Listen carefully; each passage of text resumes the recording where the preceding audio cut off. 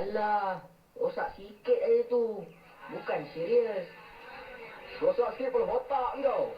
Tayar bengkok, pancit, kau kata sikit. Alah, relax lah brother. Itu perkara biasa.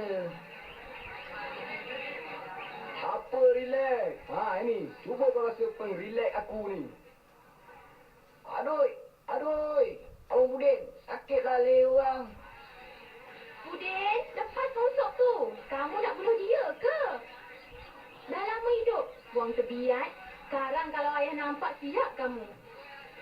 Alah, Kak Tia, kita bergurau je. Ya, Sob kan? Kan? Kita bergurau kan? Bukan apa-apa. Yelah tu gurau. Macam nak cabut nyawa orang aja. Dah, hentikan. Kamu tu dah besar panjang. Gurau tu kasar. Cubalah buat berfikir. Hei, kacau je Kak Kia ni. Kalau tidak, lu 3 debik dah hinggap kat muka kamu tadi. Hai. Aduh, sakitnya keting aku. Kau jaga, Sob. Hai, apa pula ni? Terlompat-lompat, tak habis gurau lagi ke? Si Sob tu. Dia sepak keting aku. Kau jaga, Sob. Aku dapat kau sekarang. Tak ada ampun lagi tau.